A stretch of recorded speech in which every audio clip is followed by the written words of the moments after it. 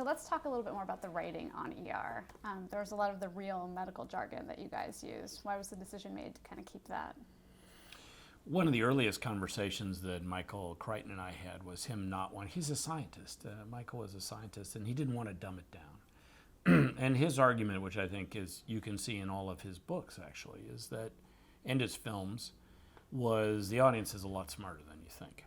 And the important thing is to get across the emotional, the emotional understanding of what's happening. So the actors have to know what it is. The audience doesn't have to know what any of it means, because they're not listening.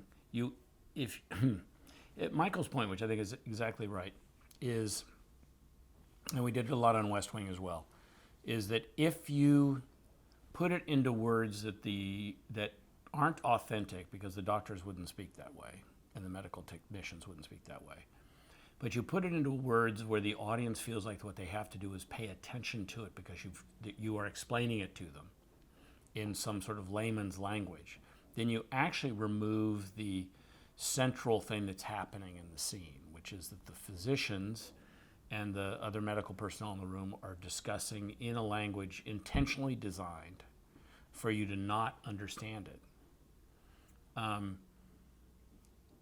So you're, as the audience member, should be in the position of the patient or someone else who's in the room who's trying to figure out what's going on. The difficulty was making certain that the actors always knew what the hell they were talking about. So we had early on medical consultants. There was always a physician on the set at all times. Real nurses. All of the extras that were on the set always were real nurses and medical technicians. Or doctors. A lot of times doctors sort of think it was really fun to come down and be a nurse. So there was always somebody there who really knew what it was so they could describe it and discuss it with the cast members. And then we had real physicians who were always in the writer's room, sometimes as researchers, but usually they were actually writers, and some of the best writers on the show were actually also physicians, and that includes Lance Gentile, who won the Emmy the first year, Neil Baer, who was my friend from fourth grade in Colorado, pediatrician, Harvard Medical School educated pediatrician. Later on, and Joe Sachs from the beginning, on the faculty at UCLA, Dr. Joe Sachs, Dr. Fred Einesman, Dr. Lisa Zwirling, all wonderful writers, and I'm sure I'm forgetting some people, so forgive me. Wonderful people who, so in our room, in our writer's room, we had medical conversations. We had constant conversations about the research that we were doing and how we were going to incorporate that into the language that was being spoken, what would actually be said. So one of the things when Michael and I first met and had lunch together in Santa Monica, the first time we met, it was one of the first things Michael said, which is, don't dumb it down. Don't ever dumb it down for the audience. They are smart. They're going to get it. They'll understand. If you try and explain what all that is all the time, they'll be listening to that and not actually watching what they're supposed to be watching.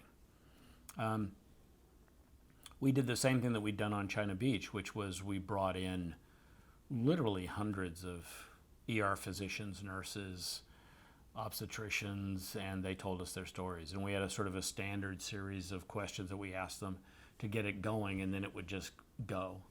One of the things I've discovered over the years is no matter what the subject is, if you want to talk to someone about what they do, most people at first will feel like, you don't really want to know what I do. Then they'll start actually kind of talking about it when they understand that you really are interested, and then you can't shut them up. Because we all want to tell people what it is we do, our stories, our histories. And so what would happen is we would have a regular, sometimes it was pizza parties or whatever it was, where we would just get together. We would call a hospital and say, where you are, we want to come and just buy some pizzas for whoever wants to come. We'll buy some beers. You guys just tell us stories. The only thing is, don't tell us anything you want to be in your book, because everything you tell us, if it's any good, we're going to use it. So, you can't then tell us a bunch of stories and then say, but you can't use it.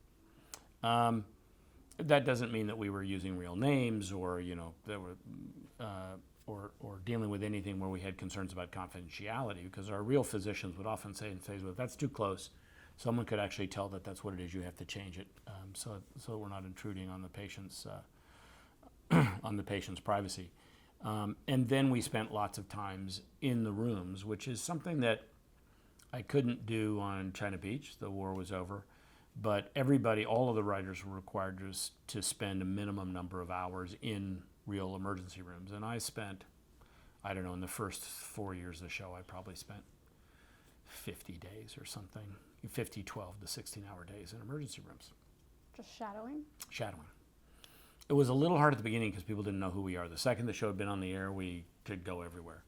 And it was a little strange sometimes. I mean, people are in difficult situations, so they're not really paying attention to who's in the room. There are always too many people there anyway.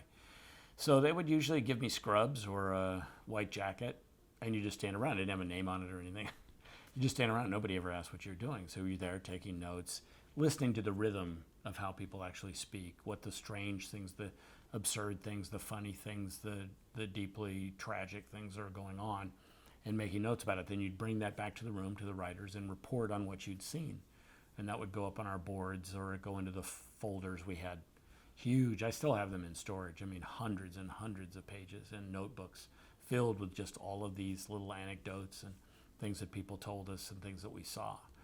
And that included the language itself. So really all the way through to the end, and it was a huge problem why one of the reasons why NBC didn't want to put it on the air is that they said, we don't understand what this is. And the president of the network, well, I guess he was actually the chairman of the network at the time, said, what do we need, fucking subtitles?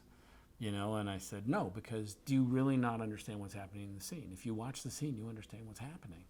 You don't have to know exactly what that thrombotic thing they're talking about is. It doesn't matter. You understand what happens. And so we stayed honest really right to the last thing. And if you watch the final episode of ER, you'll notice that we just did it to we overdid it just to restate the thing. And it was a real problem for writers as they came in to adjust to that as they came onto the show. That we really didn't want you to explain it.